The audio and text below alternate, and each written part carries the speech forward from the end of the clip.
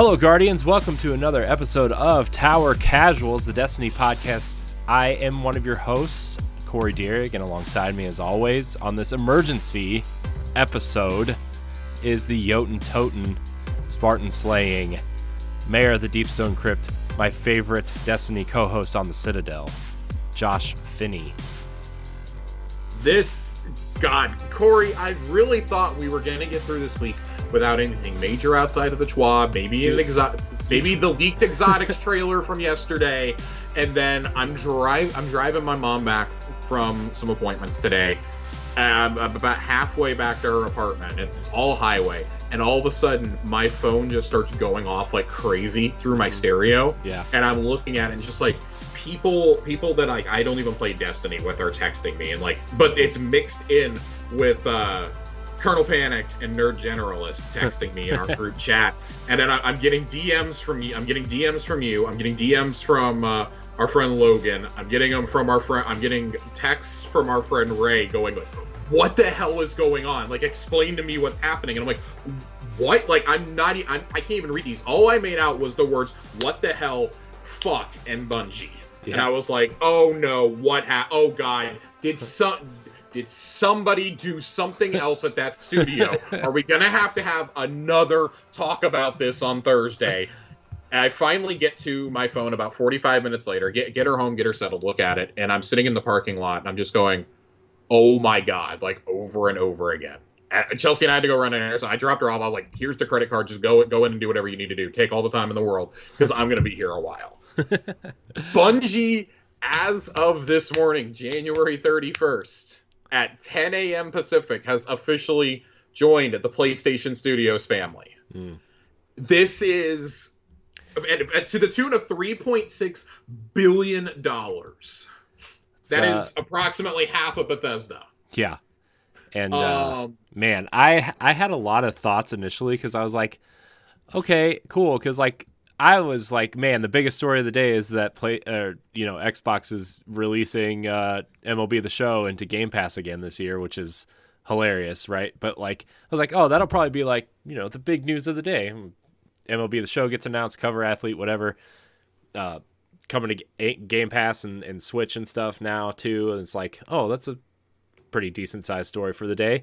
Yeah. Not after I published that story on the website. It's like, everybody starts DMing me too. They're like, PlayStation just bought Bungie. PlayStation just bought Bungie. You have to get a PlayStation 5 now to play Destiny. And I'm like, what are you talking about? And I just see Bungie trending. I'm like, oh God. And I read the whole thing, and I'm like, okay, well, they're maintaining their independence, right? They own all their IP still. They're going to still be multi-platform.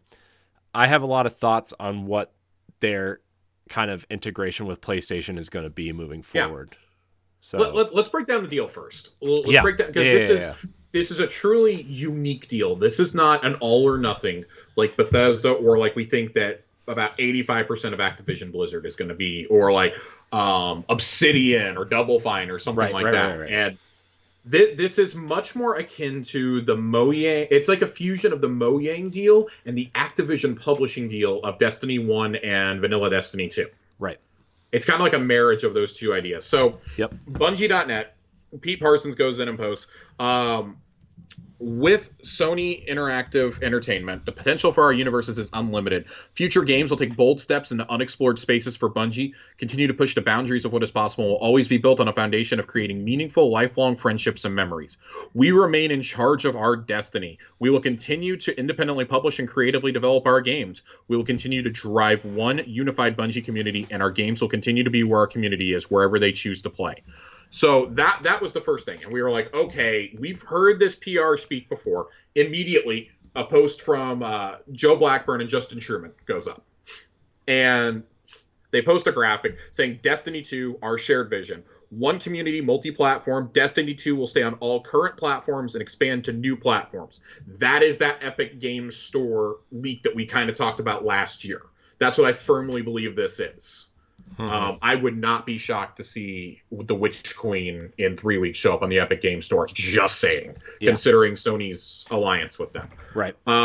Self-published, creatively independent. Bungie maintains full creative control and publishing independence of the Destiny universe. And 3, the same game everywhere. Every player should have an amazing Destiny experience no matter where you choose to play. FAQ. I want to go through this real quick, and then we're going to break into this deal. As a Destiny 2 player, does Bungie becoming part of PlayStation have any immediate impact on how I play and experience the game? No. It is a multi-platform game with full cross-play, and our commitment remains unchanged. We want you to play the Witch Queen on February 22nd on the platform of your choice. Will the Destiny 2 experience on non-PlayStation platforms be impacted by Bungie becoming part of PlayStation? No. We want the same experience you already have on your platform of choice. Will any announced seasons, events, packs, or expansions be changed or impacted? No. Bungie retains full creative independence for the games and the community. Our plans for the Light and Dark saga are unchanged all the way through the final shape in 2024. No platform exclusives. Platform features like cross-save, cross-play, the companion app, and third-party apps like DIM will not be changed or removed. They want to continue to invest in new features and platforms with friends. Here's the big one. Here's the absolute biggest megaton of the whole thing, and it kind of went unnoticed by everybody, myself included, until about an hour or two after the announcement. Bungie has future games in development. Will they now become PlayStation exclusives? No. We want the worlds we are creating to extend to anywhere people play games. We will continue to be self-published, creatively independent, and will drive one unified Bungie community. That is... We cannot overstate the magnitude of that sentence right there. Because my initial fear was, because I did not see this post. This post was not sent to me. I saw the graphic and I was like, this kind of worries me because everything they're saying is about the Witch Queen. I'm really worried for what this means for Lightfall. Now I think instead that fear kind of shifts to when we inevitably have to hit Destiny 3 after Light and Dark is over, and we'll cross that bridge when we get to it. Right. But them saying that games in development will remain multi-platform, I fully expect there to be like exclusive skins, PS Plus packs, things like that. Like betas, alphas will be exclusive. I bet you get like Bright Dust through PlayStation Plus or something. So I'm not even entirely sure about that. I think you'll see it for the new IPs. I don't think you'll see it for Destiny because Bungie made a huge deal of getting up on their keg stand and saying nobody is getting specials anywhere because of what platform they chose to play on. Yeah. When they broke off from Activision, it's why we never saw Game Pass perks when we thought we might. Well, we did. We got a discount on silver. Okay, we got like a $2 discount on silver. That will surely be a PS Plus thing. I would expect to see expansions. Like this acquisition means for me, Spartacus exists. Spartacus is real. This is going to be a center point of it. But I love what Jim Ryan says about this. He did an interview with GamesIndustry.biz this morning with Chris Dierig over there. And he says, the first thing to say unequivocally is that Bungie will stay an independent multi-platform studio and publisher. Pete Parsons and I have spoken about many things over recent months, and this was one of the first and actually easiest and most straightforward conclusions we reached together. Everyone wants the extremely large Destiny 2 community, whatever platform they're on, to be able to continue to enjoy their Destiny 2 experience, and that approach will apply to future Bungie releases. That is unequivocal. Bungie will operate autonomously within the Sony Interactive Entertainment organization and will publish on other platforms. We get the importance of this. We have grown studios organically, but we've also made a number of acquisitions over the years, whether it's Naughty Dog, Guerrilla Games, Sucker Punch, and most recently Insomniac. We understand how important it is to give these great organizations space and independence while bolstering that with great support when and where it's needed. This is incredible. And what he goes on to say, they make massive, immersive games that have no end, whereas PlayStation's strength, as you know, is in the single-player, narrative-rich stories. Our studios make those games, and they're some of the best games you'll find anywhere. This acquisition is less about, let's make Destiny an exclusive, let's get Matter as an exclusive, and more of, we want a multiplayer-driven focus at Sony, because it's something that you and I have taken to the task about. Crossroads has talked about it an awful lot. I think we've talked about it on every show on Boss Rush over the last couple years. Ever since I started doing content with you, it's been one of the only hangups I have from saying Sony is the PS4 was like the greatest thing we've ever seen is their multiplayer first-party support sucked. Their party chat sucks. Mhm. There's a lot of things that are bad over there on the multiplayer side.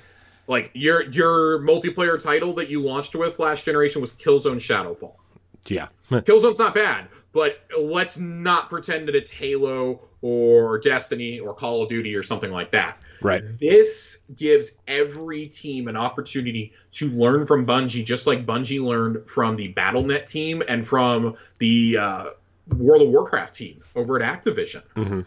This gives an opportunity for everyone to learn and to be cohesive.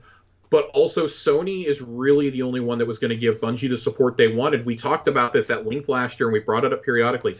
Bungie wants to move into multimedia publishing. Mm-hmm. This is where this is what, like, after I read that their games were going to stay multi-platform, this was the thought I had, was like, Sony has PlayStation Productions, they have Sony Pictures, they have Columbia TriStar, they have their TV division, like they have Funimation, they have Crunchyroll, they have parts of Aniplex, they have the 10-year contract with Netflix. Yeah, I mean, the biggest slam dunk for me in all of this is Bungie 100% came away the winner. Bungie, and I will say the fans. I don't think that a platform holder won or lost today.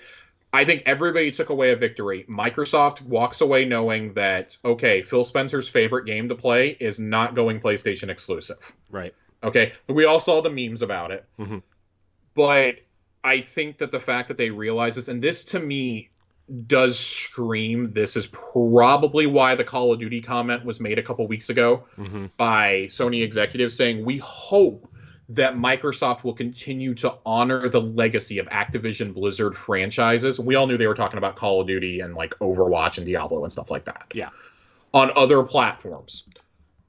This purchase, I think, actually shakes up the industry more than Bethesda or, well, if Activision Blizzard goes through, that's probably still the biggest thing. Yeah. This, I think, shakes it up in a different way, though, of Sony knows that they have the first-person market locked, first-party single-player locked down. Right. Microsoft may have Western RPGs, and we still have to see what the quality of all those are, but Sony 100% has the single-player, immersive, third-person action-adventure stories. Yep. They have the best writing teams in the industry at a publisher.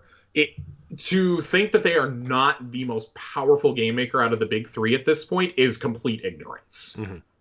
There is nobody that can compete with them. Like, I don't care that Bethesda's a part of Microsoft. You have to see results before we can say that. Sony just had an entire generation of dominance, and they're already continuing it and now building on it with partnerships like with Haven and with the acquisition of Bungie. Yep. $3.6 billion is reportedly, according to Jeff Grubb and Direct Feed Games, about, and I'm putting Jeff in this because Jeff retweeted this, and it's why I saw it. Mm-hmm. Jeff was one of the guys a couple of years ago. Him and Imran Khan both said that Microsoft was in talks with Bungie to acquire them. Back in September 2020 is when that news broke, just before the Bethesda news. Yeah. And Ryan McCaffrey had heard that. Eurogamer had heard it. Pete Parsons flat denied it. Was like, oh, we've never had those talks. And I mean, legally, you have to deny it. And that's what we said at the time. Back in the early days of Tower Casuals. And we now know that that was true. Supposedly, the offer was $2 billion at the time. Bungie wanted $2 billion, and they wanted to stay independent. And Microsoft was like, no, absolutely not. And I do think that Sony had to cave to that. Otherwise, they weren't going to get them either. But we said a couple weeks ago, Bungie was probably like the most valuable independent studio at the time. Mm-hmm. Because they were really the winners of the Activision Blizzard announcement, because they could kind of dictate the market now, being one of the only independent AAA shooter studios out there that wasn't swallowed up. Right. This is not a response to Activision Blizzard. This deal it's estimated it's been in the works for about 5 to 6 months. Mm-hmm. These talks started last summer. Yep. Now, I do think it was partially in response to Bethesda. Mm-hmm. I do think it was partially in response to that. And it's weird, right? Everybody in the industry assumed if Bungie goes anywhere, they're going back to Xbox. Mm-hmm. The fact that this happened so soon after the split from Activision is shocking. But I really want to focus on, like, everything is staying, for right now, is going to stay multi-platform. Eventually, that will change. Mm-hmm.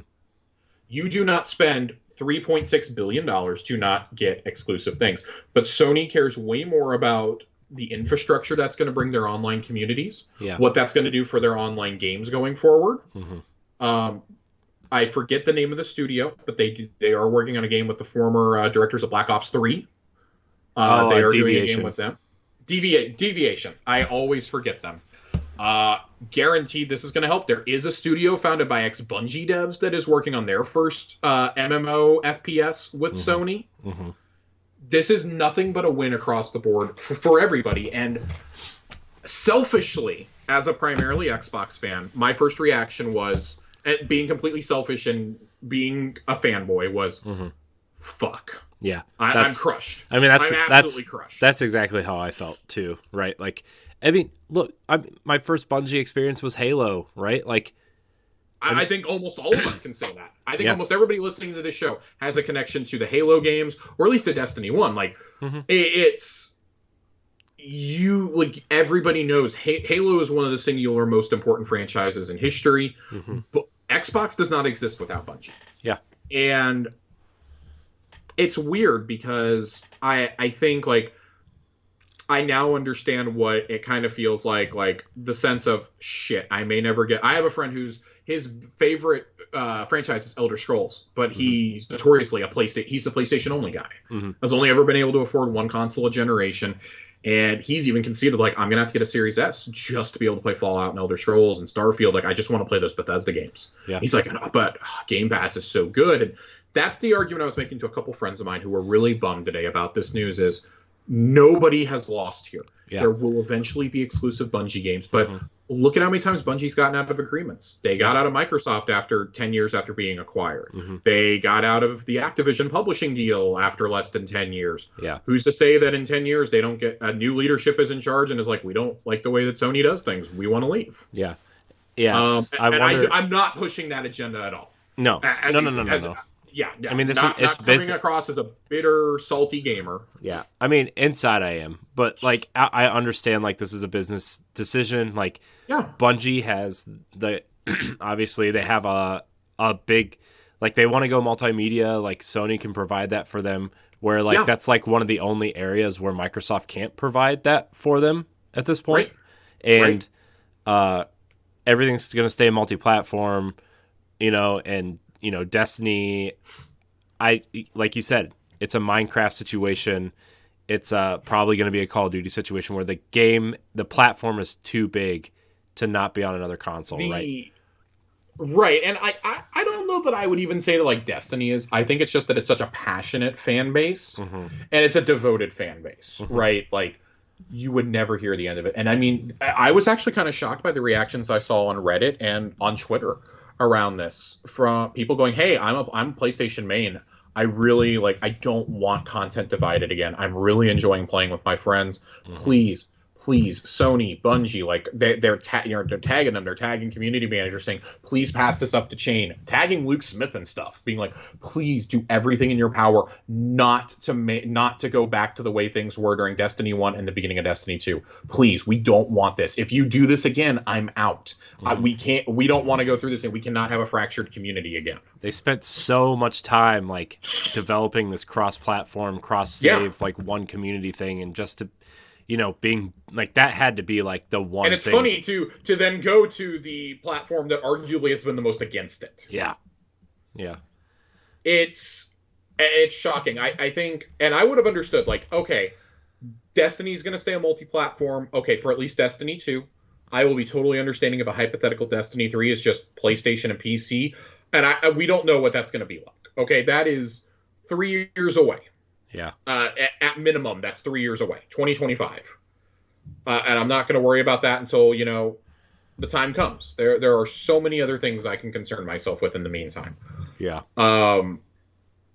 This is a power move, though. Yeah. This is Sony showing, okay, we're not going to play around. This is a much bigger acquisition than any of us thought that they were going to be able to do. Yeah. 3.5 was about seen as, like, the cap for what they could do. Yeah. I do think that this changes the landscape a little bit. I don't think anybody needs to hit back at each other. You do kind of get the sense that maybe NetEase was possibly looking at Bungie because they do still have that partnership. We don't know what the status of that is. We haven't heard about it in years. Right. We don't know what the status of that is after this, if Sony bought it out or what. Right. Which would not shock me if they did. Yeah. I think this probably means that the next IP reveal could come as soon as this fall. I think Matter could be revealed as early as this fall. But Bungie employees weren't even told until today. This was kept pretty secret. Wow. Only high-level people knew. We know up until a few weeks ago, Microsoft was in the mix for to acquire Bungie as well. And I really think what happened was it came down to we have to pull the trigger on either them or Activision. Who do we do? Yeah.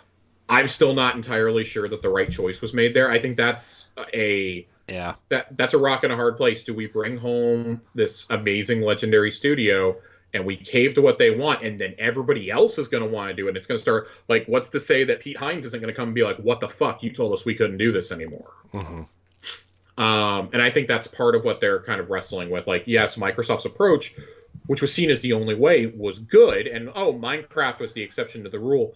Now I think going forward, I think this will probably effectively end acquiring publishers. I want to say that. Mm-hmm. I don't know, but I think that this empowers smaller publishers like Capcom more than ever before to say, well, we want our games to stay multi-platform for the most part, and gradually over time they would become exclusives. Mm-hmm. There is no doubt in my mind that within 5 years we have an exclusive Bungie game on PlayStation, and that's fine. Yeah. That's what you do when you spend that much money. That's what you're doing. Mm-hmm. That is the goal here. Yeah. And I hope that they create another beloved franchise over there. I really hope they do. I hope that PlayStation players get to experience the joy and the love that Corey and I have gotten to have for Halo over the years. Mm-hmm. And honestly, because I know a lot of people aren't into Destiny, I hope that you get a world that is created by Bungie storytellers that you fall in love with as much as we have. Mm-hmm. Yeah. Sorry, I want to go one more thing out. I think it's the best case scenario creatively. Yeah. For Bungie, they no longer have to worry about, okay, we have to break even on this. We only have the budget for this. You have the backing of Sony worldwide now. Yeah. You can do what you want to do. They basically said in their blog post, we are going on another hiring spree right now.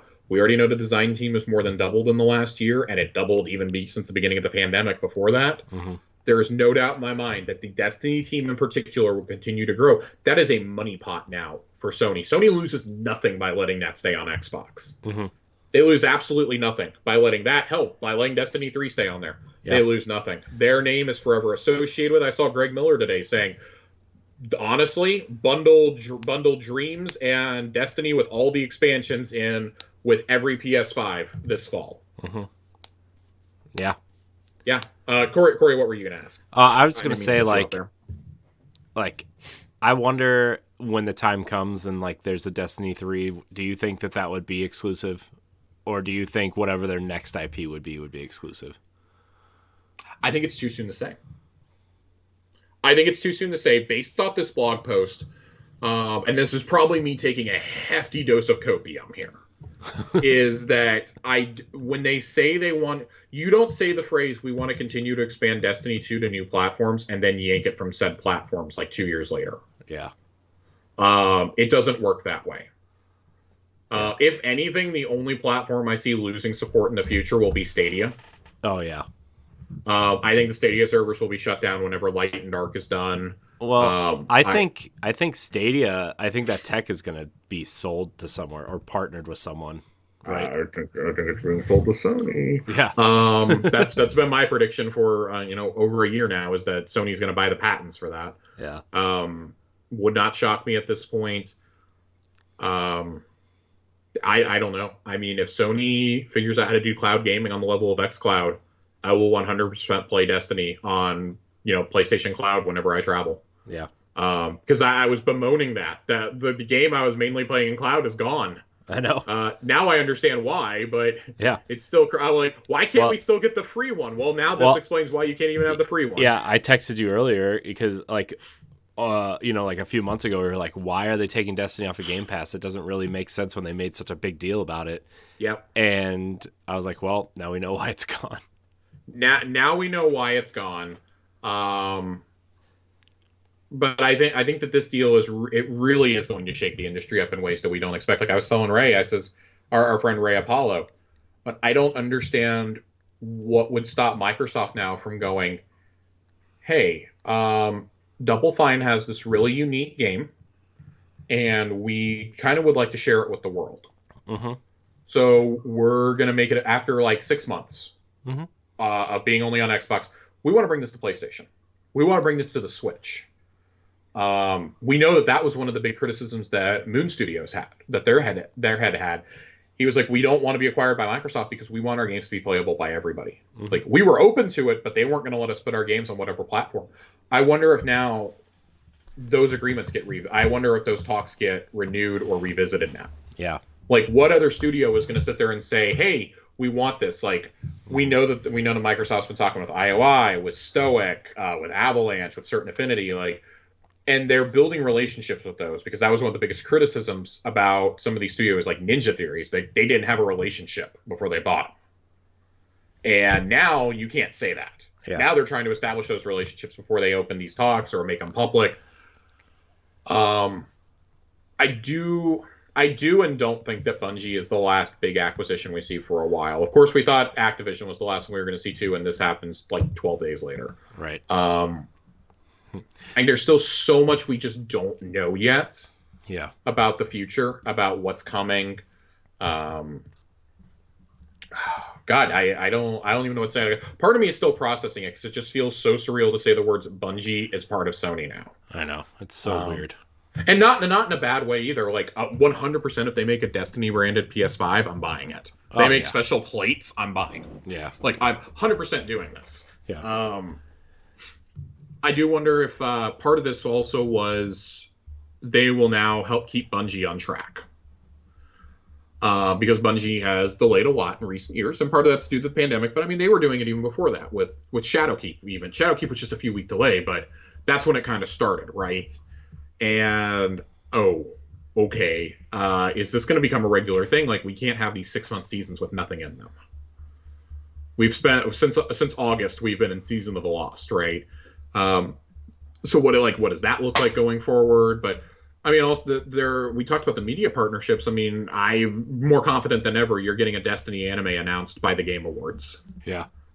That feels like the easiest slam dunk in the world. I feel like the studio, even the studio that did what was the League of Legends show called Arcane? Yeah. Like, I could totally see that studio doing something Destiny related. Or even like the Castlevania team, right? Oh, I mean, they own in-house anime production and distribution companies now with Crunchyroll and Funimation. Right. I believe, don't quote me on this, I believe Sony owns part of Aniplex as well, who makes the incredible Demon Slayer anime. If I get something with that level of fluid action in Destiny form, it's going to be rated R over here. It's going to be not suitable for children. It's going to be incredible. I mean, I've pushed before that I really want a Destiny Legends series. Yeah. And our friend Ray Apollo was like, well, what if they did something akin to Star Wars Visions? Yeah, I was about to bring that up. Yeah. Contract a bunch of different anime studios to do it. You know, like, everybody takes one episode, so that way it's not too much on one particular studio. They're not just locked down making Destiny forever. Right. We know they have a relationship with Dark Horse Comics with the Horizon, Last of Us, and God of War art books and comic books. Mm-hmm. I would not be shocked to see another Destiny comic volume spin up, be announced as early as this summer. Right. This was always Bungie's next step. And I mean even them saying that new IPs are still going to be multi-platform. I'm curious, like, what does that mean? Do they go right away? Like, we know Matter was supposed to be kind of their version of Overwatch. Mm-hmm. Have they learned from the Titanfall debacle that you shouldn't make a multiplayer game exclusive to one console unless it's called Halo? Right. Like, shooters will die if they're exclusive. Yeah. Crossfire X comes out next week. It's dead on arrival. I don't care that it's from Remedy. It's dead on arrival. Yeah. I mean, I think people are definitely more concerned about the campaign of that game than the multiplayer. 100%. It's just, I think there's so many things, just like the Activision deal, that we don't know. Yeah. this, and I saw people going, "Oh, this is exactly what we needed. We got clarity right away." Yeah, it's not a $68 billion purchase that has to clear through multiple countries and continents and everything else. Bungie is literally an American company, is privately owned, and it got bought. Yeah, it's not publicly traded like Bethesda and Activision are. Like, the completely different scenarios. Mm-hmm. It's why you didn't hear it.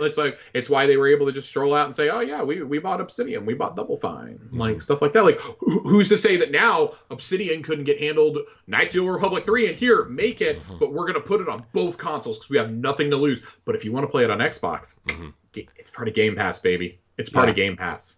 Yeah. Like, you want the collector's edition? It's on Xbox. It's on PC. That does bother me that I'm probably buying 2 versions of Destiny going forward now, but the things we do for franchises that we like, right? I know, right. I mean, to be fair, there's several games that I've not to the extent of I have double dipped on Destiny before, but that was before crossplay. Well. But I mean, there's games that I buy on Xbox and then I turn around and buy on Switch so I can take it on the go with me, right? I mean, I've done stuff like that before. I think the funniest thing that I saw out of all this is the amount of people who still think that Bungie owns any fraction of Halo. Oh, I know. I literally saw somebody underneath Jason Schreier's tweet this morning announcing it, saying, "Oh my God, so can we see the old Halo games on PlayStation now?" And people were like, "No, Xbox owns everything Halo. Bungie sold everything to them when they left Microsoft. So no, you're not seeing Halo games on there. It's Destiny for right now." And I think that's part of why you're not seeing like more celebration on the fanboy side of things, is that all that exists in their mind is Destiny 1. Vanilla Destiny 1 is all that exists in a lot of people's minds. And like, to be fair, like, and I mean, I was kind of one of those people. I really was not fully back on board with this until Forsaken, and I've said it so many times. Forsaken changed my entire view of this franchise and of this studio. Bungie's my all-time favorite studio, but I don't know if they would be if they hadn't turned around Forsaken. They would have been the greatest has-been. They would be talked about the way that we talk about BioWare now. Yeah. And it's not a good thing. Nope. No. So I do think that this opens a lot of doors creatively for Bungie. For the first time in a decade, they don't have to really worry about budget concerns or doing what the corporate overlord tells them to do. It seems like the entire leadership team is staying in place. Everybody is staying there. Nobody's getting laid off. They instantly become, I think, the biggest first-party studio at Sony. Oh, yeah, probably by far. By far. Naughty Dog has over 600 from what I understand. Yeah, but Bungie has close to 1,000, right? I mean, Bungie has right around 800 right now. So, by the way, there's an interesting article, just kind of like a side tangent. PlayStation Studios is developing several live service games with Bungie intended to help on that. I know we kind of talked about it a little bit earlier, but there's a quote from Jim Ryan. Jim Ryan makes it pretty clear in the gamesindustry.biz piece that is absolutely something. This is from the official SIE site. It says this is a strategic step towards continuing to evolve the gaming experiences that we build. Bungie's expertise in delivering world-class service approach and long-term community engagement is extremely compelling and will support the development of several future live service titles from PlayStation Studios. Ryan goes on to say, during the extensive conversations that have taken place over the past 2 months, it is apparent that Bungie's management is incredibly excited at the prospect of collaborating with the teams of the PlayStation Studios teams. So, and I want to highlight a couple more things from this games industry piece before we get out of here. Adding on to the live service, the way people, Jim Ryan adds, the way people play games has changed a lot over the past few years. We created some wonderful properties over the course of 25 years with characters people love and resonate the world over. Offering the opportunity to enjoy those experiences in a completely different way is something we are very excited about. I can't go into details today, but we have a really amazing roadmap on how to do it.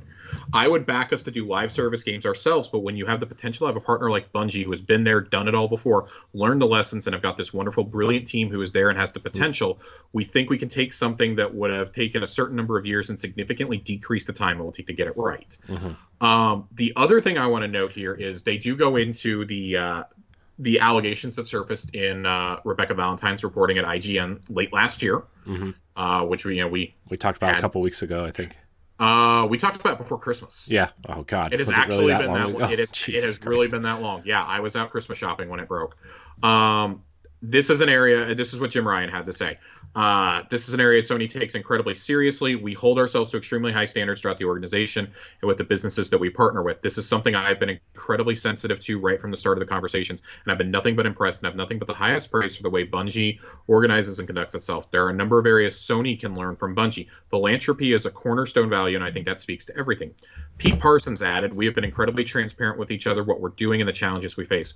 We're a 30-year-old company, and we're continuing to learn, build, and grow. I'm proud of the work that we are doing to create a thriving, inclusive environment for people, and we're going to continue to do that. We will build, learn, and grow, and I think we have a lot to learn from Sony.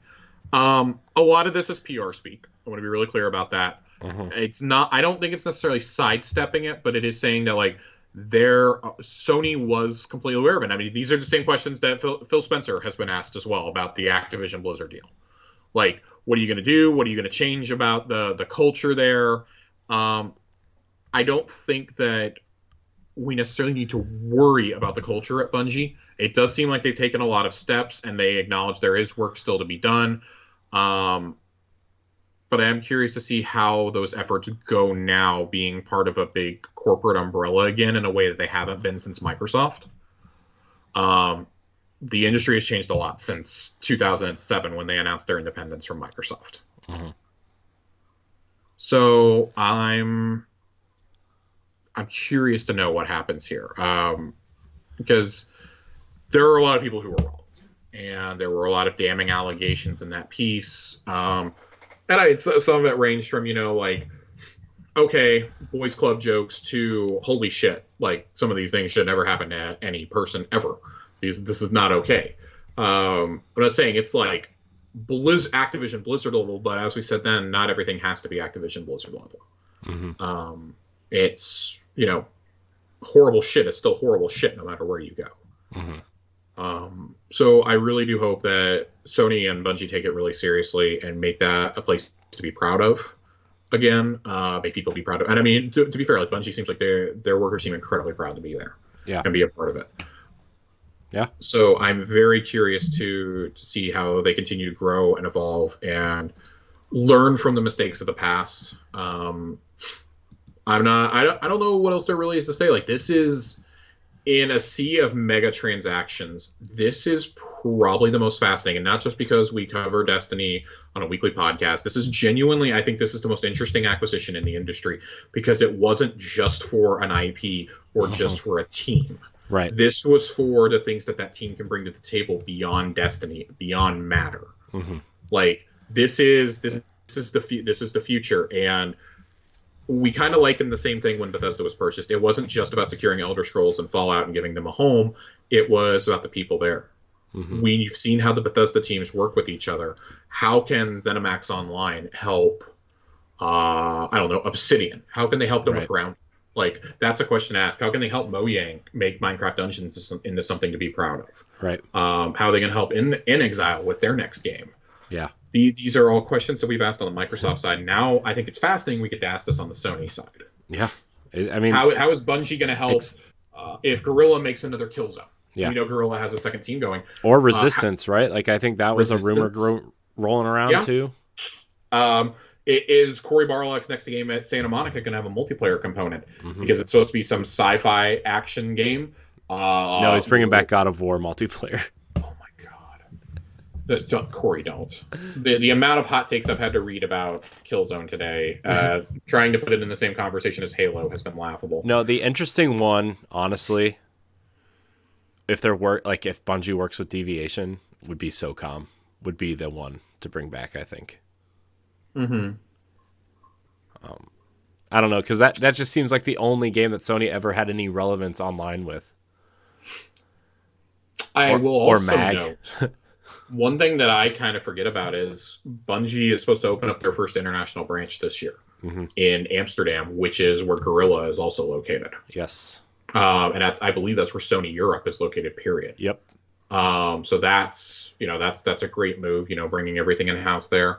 There's one final paragraph here. that I want to read out of the games industry.biz story, just to kind of cap it all off, to, I guess, kind of evaluate where we are as an industry. We should absolutely expect more. Jim Ryan concludes, we are by no means done with PlayStation. We have a long way to go. I'll personally be spending a lot of my time with Pete and the team at Bungie, helping make sure everything beds down right, and the autonomy means autonomy. But elsewhere in the organization, we have many more moves to make. I really should have started with the couple of paragraphs before that. Well, go ahead. Just read it. This had nothing to do with industry consolidation. This had everything to do with a shared vision and how we could do things better together. The deal is a significant buy from PlayStation. Sony is not a small organization, but it doesn't have pockets as deep as some of its competitors. Nevertheless, Jim Ryan says the firm is not done in this area. I think that's kind of where the question turns, and I don't think it's really a question we're going to ponder here tonight. Yeah. But something to kind of keep in mind over the next couple of months is, what is the next move that PlayStation makes? This is by far the biggest they made. Insomniac was a big deal, but that was one of those like, well, you have a shared history with them. Acquiring them is like if Microsoft went and got Certain Affinity. Like, okay, you've worked with them for like 20 years. Kind of a surprise it didn't happen sooner. Just, oh, y'all finally tied the knot after living together for 10 years. You have a kid together and everything. It's in the case of Insomniac, you had a bunch of kids. You had a whole family going. You were your regular Philip Rivers over there. Oh, but to make an analogy that I don't think quite stuck the landing, but it makes sense. And it's like, I now understand where some people were like, Microsoft doesn't have relationships with some of these studios, or as good of ones as it may seem, like with Double Fine and things like that. And it's like, well, now I know how you feel, because it will never not be weird to me. For years, it's going to be weird to read. Bungie and Sony today announced, the press logo that they put out on that blue background with like the embossed PlayStation and Bungie logo, and it just says PlayStation X Bungie underneath it. It hurts my eyes to look at that. Like, it hurts my eyes, but it looks natural. Like, this, it's funny because this feels so weird, and yet it feels so right at the same time. I love Microsoft, but we've only heard how much respect they give their studios. We haven't seen the result of those teams yet, of those new IPs spinning up, of the Bethesda merger. We haven't seen any of that yet. Yeah. And like I've said, with Sony, we have an entire generation to point to and say, look at what they did. Look at what they've done with Insomniac alone, right? So you have the best organization of first-party studios in industry history. Yeah. I'd say the best organization of studios, period. It's the most powerful a publisher has ever been. It's how Sony is right now. And they just added a nuke to their arsenal, essentially. Who out there is not going to get excited when Bungie comes out on stage at a State of Play and not Luke Smith, but Chris Barrett comes out and is like, I'm so excited to show you guys Matter. Title pending. If he comes out and says, this is Bungie's next great world, and we're building it with PlayStation. It's, they've given us the resources, and it's called Matter. Who's not? That will move consoles, and and PlayStation knows it. Yeah. Sony knows it, but I think it's less about, they're finally starting to understand the Microsoft side of things. It's less about selling the hardware and more about getting your games as many places as possible. I'll guarantee you Bungie games will all be PlayStation day and date. They will be the first PlayStation studio to release their stuff day and date on PC. Yeah. It'll take a while to get the God of Wars and stuff there, but with Bungie, I think it's more of, they have a history of being multi-platform. Let's let them just keep doing it. I think both studios have games where they're like, these games will sell consoles, these games deserve to be multi-platforms, and I think Microsoft has realized that for a couple years now. Yeah. But Sony's starting to realize that now too, right? And I think that they have interesting decisions to make about their franchises now. Like I was telling our friend Ray, I don't know if this means that Microsoft, changes their approach to some of their studios. Like, do they maybe say, hey, we'd like to explore letting Redfall come to PlayStation a couple months after launch, or maybe they change course and are like, we're going to do a simultaneous launch. Yeah. That is supposed to be a multiplayer game. Hey guys, multiplayer game, multi-platform. Come on. You know, we've all been yelling it, especially if it does get delayed like it looks like it's probably going to. But then you can keep the real meat and bones, the new IPs, like Starfield, to yourself, the Elder Scrolls to yourself. I don't know, like, because I think that there are still offerings there with Destiny. It's kind of all or nothing. You had to make a choice. Yeah. I don't envy Jim Ryan for having to make that Jim Ryan and Herman Hulst for having to make that decision. I don't envy Pete Parsons, and I'm sure all the fighting that him and Jason and Luke and Mark had to be over there. I guarantee you, Joe and Justin were going to bat for this too, being like, this shit better stay multi-platform because we fought so hard to make this crossplay. Right. For so many years, and we finally got it crossplay a year ago. Yeah. Not even a year ago. 9 months ago, we got crossplay, I think. Yeah. 9 months. Uh-huh. We got true crossplay, if that. Yeah. And you're going to tell me it's going to go away now? I think they clearly bought Bungie for the infrastructure and the community building side of things, and Bungie agreed because of their multimedia ambitions. I fully agree. So, Corey, do you have anything else to add, or do we want to head on out of here? Not yet. You know, maybe in a couple years. I'm sure things are going to come out the next couple of days, next couple of weeks. Yeah. You're out of town on Thursday, right? You said. TBD. Yeah. TBD. So this might be your episode for the week, guys. If you see one pop up Friday morning, then surprise. But this might be your episode for the week. But this was an important one. Definitely wanted to get it out. I stayed up much later than I usually do to record this, mostly because sometimes on Monday nights I record another podcast called Standard Definition where we talk about, right now we're doing an MCU rewatch. So, but yeah, this was an important one. Josh, thank you for waiting on me. Thank you for your time. Oh, no problem. Tonight. Thank you for making time for this. Of course, dude. You know I make time for Destiny when I need to. You know that. Mm-hmm. So, where can we find you, Josh? Twitter, as always, @Josh_Finn, 2 N's. I'll probably be talking a lot more about this deal in the coming days as I still process it and I, kind of engage with all of y'all about it. So, if you have questions, comments, concerns, send them. Yes. To me, to Corey, or to Tower Casuals on Twitter, towercasuals@gmail.com. And we will get to them on the next episode, whether that be this Thursday or next Thursday. It'll be one of the two. Yes. You can find me at I am Corey in HD on Twitter and Instagram. Follow me for fun things. I think that's all for now. Follow us on Twitter at Tower Casuals. Email the show at towercasuals@gmail.com. I want to thank everybody for watching and or listening to this emergency episode of Tower Casuals. And until next time, we love you. Goodbye, Guardians. Indeed.